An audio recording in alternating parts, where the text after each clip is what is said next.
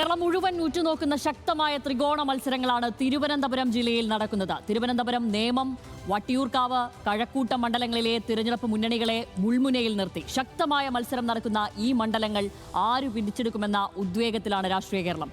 പ്രവചനാതീതമായ മത്സരം നടക്കുന്ന മണ്ഡലങ്ങളിലെ മുൻ തിരഞ്ഞെടുപ്പ് ഫലങ്ങൾ ആദ്യം പരിശോധിക്കാം. ആദ്യം നമ്മൾ പോകുന്നു TVM ട്രിവാൻഡ്രം സെൻട്രലിലേക്ക്. അത് കേരളത്തിന്റെ ഭരണസിരാകേന്ദ്രം ഉൾപ്പെടുന്ന തിരുവനന്തപുരം മണ്ഡലത്തിലേക്ക് നോക്കിക്കഴിഞ്ഞാൽ 2021 അവിടെ ആന്റണി രാജു ആയിരുന്നു ജയിച്ചു കയറിയിരുന്നത്. 48,748 വോട്ടുകളാണ് അദ്ദേഹത്തിന് അവിടെ നിന്നും ലഭിച്ചിരുന്നത്.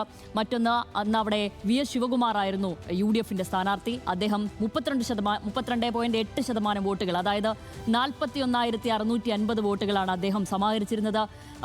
കൃഷ്ണകുമാർ G അദ്ദേഹമായിരുന്നു BJPയുടെ സ്ഥാനാർത്ഥി.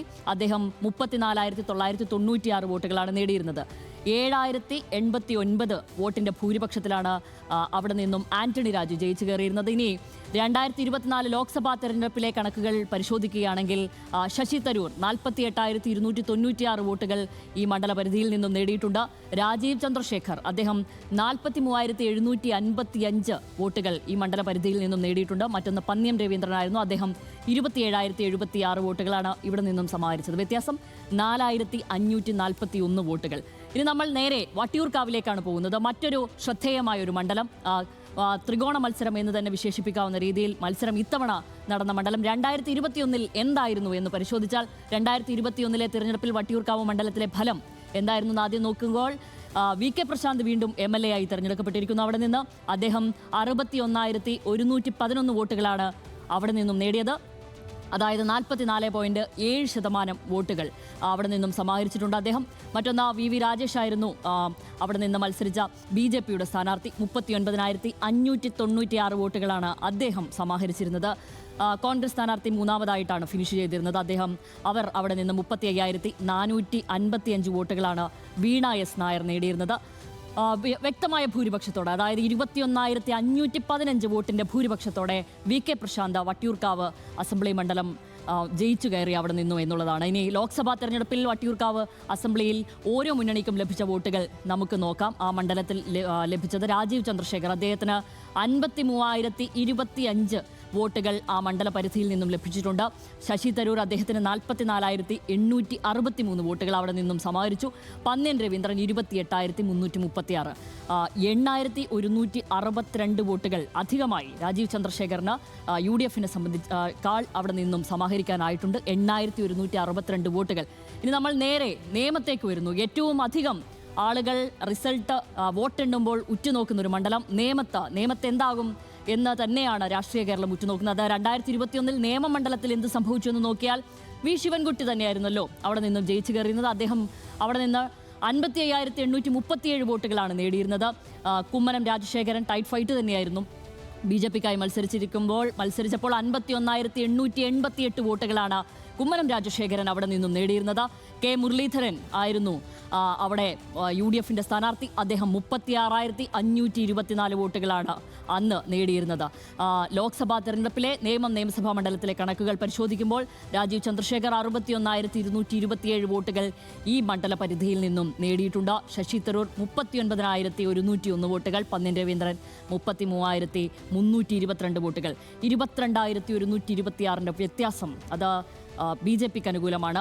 നിയമമണ്ഡല പരിധിയിൽ നിന്ന് രാജീവ് ചന്ദ്രശേഖർ ഇത്രയധികം വോട്ടുകൾ അവിടെ നിന്നും സമാഹരിച്ചിട്ടുണ്ട് എന്നുള്ളതാണ്. ഇനി നമ്മൾ നേരെ പോകുന്നു കഴക്കൂട്ടത്തിൽ 2021 കഴക്കൂട്ടം നിയമസഭാ മണ്ഡലത്തിലെ ഫലം നോക്കുകയാണെങ്കിൽ കടകംപള്ളി സുരേന്ദ്രൻ അദ്ദേഹം 63,690 വോട്ടുകൾ അവിടെ നിന്ന് നേടി. 46.3% വോട്ടുകൾ സമാഹരിച്ചിരിക്കുന്നു. ശോഭാ സുരേന്ദ്രനായിരുന്നു മത്സരിച്ചിരുന്നത്.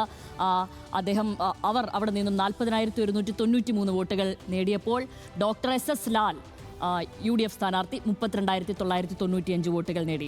23,497 ഭൂരിപക്ഷമായിരുന്നു കടകംപള്ളി സുരേന്ദ്രന് അവിടെ ഉണ്ടായിരുന്നത്.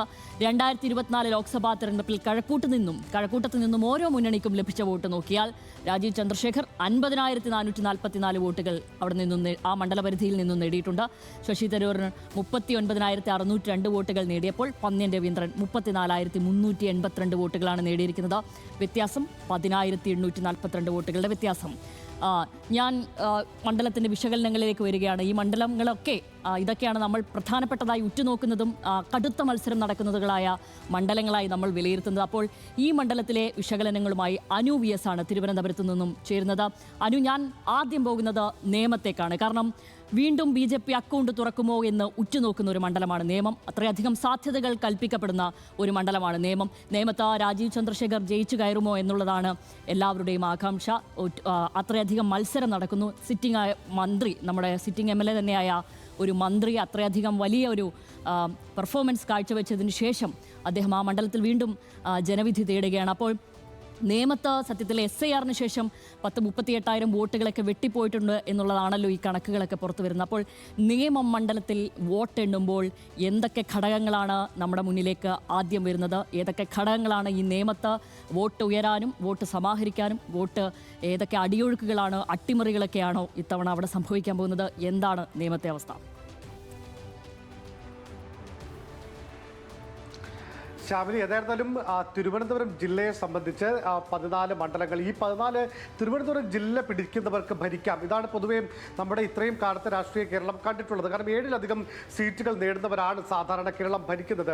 അപ്പോൾ ഇത്തവണ തിരുവനന്തപുരത്ത് എന്താണ് അവസ്ഥ എന്ന് വെച്ചാൽ വളരെ ശക്തമായ പോരാട്ടം. കഴിഞ്ഞ തവണ 13 സീറ്റുകൾ LDF-നൊപ്പം 2021 നിൽക്കുമ്പോൾ ഒരു സീറ്റ് മാത്രമാണ്, കോള സീറ്റ് മാത്രമാണ് UDF-നൊപ്പം ഉണ്ടായിരുന്നത്. ഇത്തവണ അങ്ങനെയല്ല സാഹചര്യം. അവിടെ ഏറ്റവും പ്രധാനപ്പെട്ട മണ്ഡലം ഏതാണെന്ന് ചോദിച്ചാൽ ശ്യാമിലി പറഞ്ഞത് പോലെ നേമം തന്നെയാണ് ഏറ്റവും പ്രധാനപ്പെട്ട മണ്ഡലം.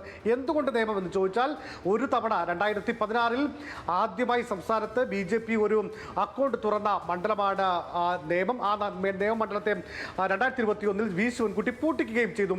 ഇത്തവണ മുന്നണികളുടെ പ്രതീക്ഷ എന്താണെന്ന് ചോദിച്ചു കഴിഞ്ഞാൽ ഇതിലേറ്റവും പ്രസക്തമായി നമുക്ക് പറയാൻ വേണ്ടി കഴിയുന്നത്, നിലവിൽ രാജീവ് ചന്ദ്രശേഖറിന് വിജയസാധ്യത കൽപ്പിക്കുന്ന, BJPക്ക് വിജയിക്കാം എന്ന് പ്രതീക്ഷിക്കുന്ന മണ്ഡലങ്ങളിൽ ഏറ്റവും പ്രധാനപ്പെട്ട മണ്ഡലമാണ് നേമം. ആ കാര്യത്തിൽ ഒരു സംശയവും ഇല്ല.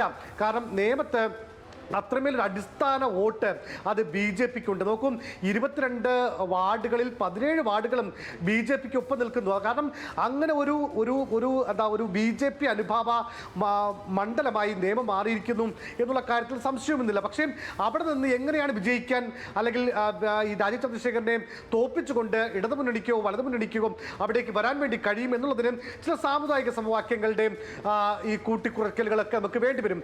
ഇവിടെ ഞാൻ മനസ്സിലാക്കുന്നത്, നിലവിൽ രാജീവ് ചന്ദ്രശേഖരനാണ് അവിടെ വിജയസാധ്യത എങ്കിലും ശിവൻകുട്ടിയുടെ വിജയസാധ്യത നമുക്ക് ഒരു തരത്തിലും മാറ്റാൻ വേണ്ടി കഴിയില്ല. അവിടെ ശ്യാമിന് സൂചിപ്പിച്ച ഒരു പ്രധാന ഘടകമുണ്ട്. 38,000-ഓളം വോട്ടുകൾ SIR പ്രകാരം വെട്ടിമാറ്റപ്പെട്ട ഒരു മണ്ഡലമാണ് നേമം. ആ നേമത്ത് 27,000-ഓളം വരുന്ന മുസ്ലിം വോട്ടുകളുണ്ട്. ആ മുസ്ലിം വോട്ടുകളിൽ 25,000-ഓളം പോൾ ചെയ്യപ്പെട്ടിട്ടുണ്ട്. ആ പോൾ ചെയ്യപ്പെട്ട വോട്ടുകൾ അതായത് വിഭജിക്കപ്പെട്ടിട്ടില്ല, ശിവൻകുട്ടിയിലേക്ക് പോയി എന്നുള്ളതാണ് LDF-ന്റെ വിശ്വാസം. അങ്ങനെയാണ് ആ വിശ്വാസം. നോക്കും, SDPI സംസ്ഥാനമൊട്ടാകെ മറ്റ് മണ്ഡലങ്ങളിൽ പിന്തുണ UDF-ന് കൊടുത്തപ്പോൾ അവർ പരസ്യമായി പിന്തുണ നൽകിയ ഒരേ ഒരു മണ്ഡലം നേമമാണ്. കാരണം അവിടെ BJPയുടെ വിജയസാധ്യത കുറയ്ക്കുക എന്നുള്ളതാണ്. മാത്രമല്ല ജമാഅത്തെ ഇസ്ലാമി ആയിക്കോട്ടെ, അങ്ങനെയുള്ള മുസ്ലിം ഗ്രൂപ്പുകൾ അവിടെ LDF-നൊപ്പം നിൽക്കുന്നു എന്നുള്ളത് തന്നെയാണ് നമുക്ക് ഈ വോട്ടെടുപ്പിന് ശേഷം നമുക്ക് മനസ്സിലാക്കാൻ വേണ്ടി സാധിക്കുന്നത്. മറ്റൊരു പ്രധാനപ്പെട്ട കാര്യം, അതേസമയം ഈ വോട്ടെണ്ണൽ അതാണല്ലോ നമുക്ക് മറ്റന്നാൾ ശ്യാമിലി പറഞ്ഞ പോലെ 2 രാത്രിയും ഒരു പകലും കഴിഞ്ഞ് 4-ാം തീയതി രാവിലെ 8 മണിക്ക് നമ്മൾ വോട്ടെടുത്ത് തുടങ്ങുമ്പോൾ ഞാൻ മനസ്സിലാക്കുന്നത് നേമത്ത് തുടക്കത്തിൽ BJPക്ക് വലിയൊരു കൈ ഉണ്ടാകും. പ്രത്യേകിച്ച് തിരുമല, പൂജപ്പുര ഉൾപ്പെടെ അവിടെ നിന്ന് നേരെ ഈ പറയുന്ന മുടോൺ മുകൾ ഭാഗത്തെത്തുമ്പോൾ മാത്രമാണ് ശിവൻകുട്ടിക്ക് അവിടെ ഒരു വോട്ട് കൂടുന്ന ഒരു സാഹചര്യമുള്ളത്. മുടോൺ മുകൾ അവിടെ CPM-ന്റെ ഒരു നല്ല സ്വാധീനമുള്ള മേഖലയാണ്. പക്ഷേ അവിടെ നിന്ന് വീണ്ടും കരമനയിലേക്ക് പോകുമ്പോൾ കാര്യങ്ങൾ മാറിയും ഈ പറയുന്ന ആറ്റുകാലിലേക്ക് പോകുമ്പോഴും പെരുന്താന്നി ഭാഗത്തൊക്കെ ഉൾപ്പെടെയുള്ള ഭാഗങ്ങളിൽ BJPക്കായിരിക്കും വോട്ട് കൂടുക. പക്ഷേ പിന്നീട്, അതായത് BJP കേന്ദ്രങ്ങൾ പറയുന്നത് ഒരു 1 മുതൽ തുടങ്ങി 150 ബൂത്തുകളൊക്കെ എത്തുമ്പോൾ രാജീവ് ചന്ദ്രശേഖരൻ 10,000-ന് മുകളിലേക്ക് ഭൂരിപക്ഷത്തിലേക്ക് ലീഡ് നേടി പോകുമെന്നുള്ളതാണ്. പക്ഷേ ഒരു 10,000 ഒന്നും അല്ലെങ്കിലും ഒരു 5,000-6,000 വോട്ടിൻ്റെ ഒരു ഭൂരിപക്ഷം അവിടെ രാജീവ് ചന്ദ്രശേഖരനും ഉണ്ടാകുമെന്ന് തന്നെയാണ് ഞാൻ പ്രതീക്ഷിക്കുന്നത്. പക്ഷേ അവിടെ നിന്നും കമലേശ്വരം, അതുകൂടാതെ തന്നെ ആ ഭാഗം, അതായത് ഈ ഒരു മുസ്ലിം വിഭാഗങ്ങൾ കൂടുതൽ താമസിക്കുന്ന ആ ഒരു കമലേശ്വരം ഭാഗത്തിലേക്ക് കൂടെ കടക്കുമ്പോൾ അവിടെ ശിവൻകുട്ടിക്ക് വലിയൊരു മുന്നേറ്റം അവിടെ ഉണ്ടാക്കാൻ വേണ്ടി സാധിക്കുമെന്നുള്ള കാര്യത്തിൽ ഞാനിപ്പോൾ യാതൊരു സംശയവും കാണുന്നില്ല. അങ്ങനെ ഏറ്റവും ഒടുവിൽ ആ അമ്പലത്തറ ഭാഗത്തൊക്കെ നോക്കൂ, കഴിഞ്ഞ തവണ കുമ്മനം മത്സരിക്കുമ്പോൾ ആദ്യത്തെ 8 റൗണ്ടുകളിൽ കുമ്മനം രാജശേഖരൻ മുമ്പിലാണ്. ഏറ്റവും അവസാനം 9ാമത്തെ റൗണ്ടിലാണ് ശിവൻകുട്ടി 2000, 2500, 3000 വോട്ടിന്റെ ലീഡിലേക്ക് പോകുന്നത്. അതായത് ഭൂരിപക്ഷം ആ റൗണ്ടിൽ നേടുന്നത്. അങ്ങനെയാണ് കുമ്മനത്തിന്റെ 5000 ഉണ്ടായിരുന്ന ലീഡ് പകുതിയായി കുറയുന്നു. 10ാം റൗണ്ടിലേക്ക് എത്തുമ്പോൾ വീണ്ടും ശിവൻകുട്ടിയുടെ ലീഡ് 1300ലേക്ക് പോകുന്നു. പിന്നീട് ഏറ്റവും ഒടുവിൽ ഈ പറയുന്ന തിരുവല്ലം, കരിമം ഭാഗത്തെത്തുമ്പോൾ, പുഞ്ചക്കരി ഭാഗത്തെത്തുമ്പോൾ ശിവൻകുട്ടി വിജയിക്കുകയും ചെയ്തു. ഇത്തവണ പക്ഷേ ഏറ്റവും ഏറ്റവും ഇഞ്ചോടിഞ്ച് പോരാട്ടം നടക്കുന്ന മണ്ഡലം നേമമായിരിക്കും. കാരണം ഈ പറയുന്ന അമ്പലത്തറ, കമലേശ്വരം ഉൾപ്പെടെയുള്ള ഇടത് അനുകൂല മേഖല കഴിഞ്ഞാലും ഈ പറയുന്ന ഈ കരിമം, പുഞ്ചക്കരി ഭാഗത്ത് ഇത്തവണത്തെ കോർപ്പറേഷൻ തെരഞ്ഞെടുപ്പിൽ BJP അവിടെ ജയിച്ചിട്ടുണ്ട്. അതുകൊണ്ട് BJPക്കും ഒരു വോട്ട്, അല്ലെങ്കിൽ കഴിഞ്ഞ തവണ ശിവൻകുട്ടിക്ക് പോയ മേഖലകളിൽ ഈ തവണ രാജീവ് ചന്ദ്രശേഖരൻ വോട്ട് ലഭിച്ചേക്കാം. അങ്ങനെയെങ്കിൽ വളരെ നെക്കായിട്ടുള്ള ഒരു പോരാട്ടമായിരിക്കും. ആര് ജയിച്ചാലും ഒരു 2000 വോട്ടിന്റെ, അല്ലെ 1500, 2000 മുതൽ 5000 വോട്ടിന്റെ ഒക്കെ ഭൂരിപക്ഷത്തിലായിരിക്കും ആര് ജയിച്ചാലും ഉണ്ടാവുക. മറ്റൊരു കാര്യം, നമ്മൾ പ്രധാനപ്പെട്ട കാര്യം കൂടെ മറന്നുപോകുന്നു. അത് ശബരിനാഥന്റെ മണ്ഡലത്തേക്കുള്ള വരവാണ്.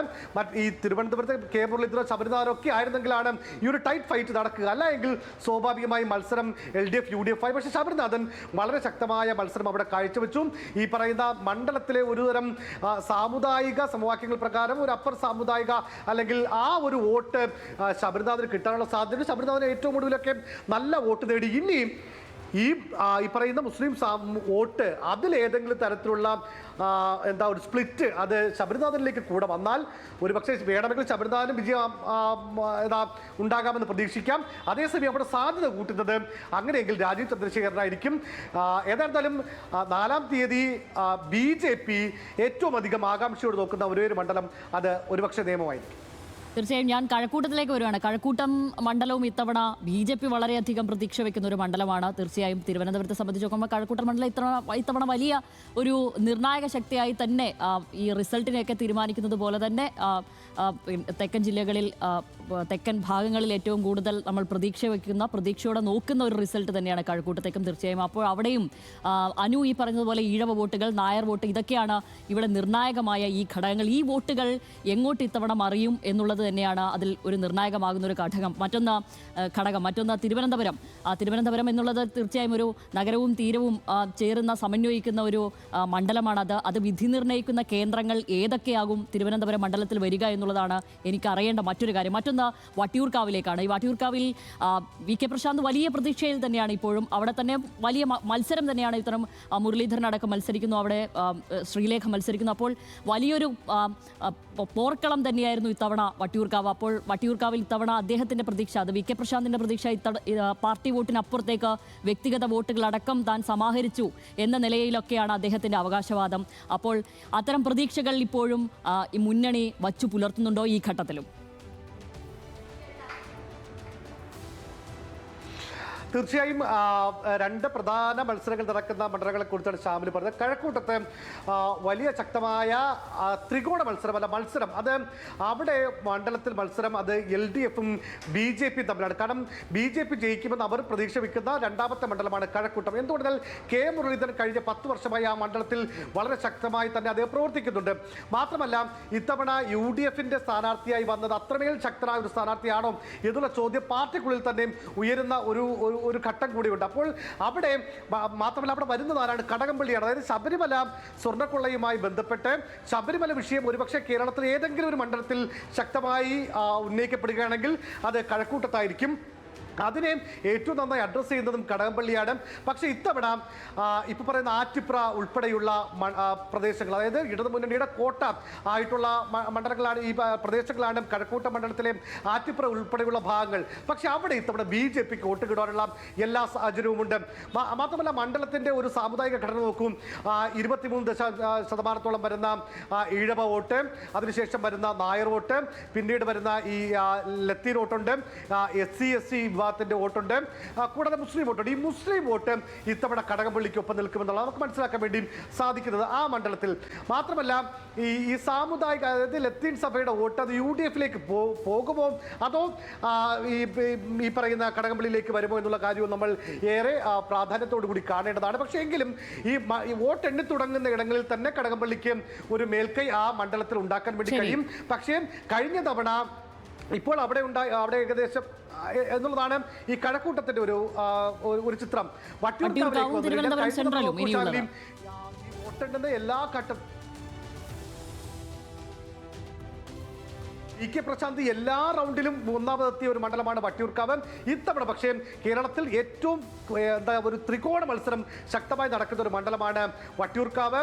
അവിടെ കെ മുരളീധരന്റെ അവിടുത്തെ കടന്നുവരവ് ആർ.സി.യിലേക്ക് നമ്മൾ ആദ്യഘട്ടത്തിൽ ഇങ്ങനെ ഒരു പിന്നോട്ട് പോകുമെന്ന് കരുതിയെങ്കിലും BJP-യുടെ സംഘപരിവാറിന്റെ ഒരു ശക്തമായ പ്രചാരണ പ്രവർത്തനങ്ങൾ ആ മണ്ഡലത്തിൽ വളരെ കൃത്യമായി നടന്നിട്ടുണ്ട്. അതുകൊണ്ട് ആര് ജയിക്കുമെന്ന് നമുക്ക് നിലവിൽ പറയാൻ കഴിയാത്ത, അതേസമയം കെ പ്രശാന്തിന് ഒരു സാധ്യത കൂടുതൽ നൽകാം. പക്ഷേ അതേസമയം ഈ നാലാഞ്ചിറ ഉൾപ്പെടുന്ന ഭാഗം, അതായത് ഈ പറയുന്ന മലങ്കര സഭയുടെ സ്വാധീന മേഖലകളിൽ ഒരു പക്ഷേ അത് കെ മുരളീധരനിലേക്ക് പോകുമെന്ന് പറയുന്നു. അതുകൊണ്ട് തന്നെ വളരെ നെക്ക് ആൻഡ് നെക്ക് ഫൈറ്റ് നടക്കും വട്ടിയൂർക്കാവിൽ എന്നുള്ള കാര്യത്തിലും സംശയമില്ല. ഇനിയുള്ളത് തിരുവനന്തപുരം സെൻട്രലാണ്.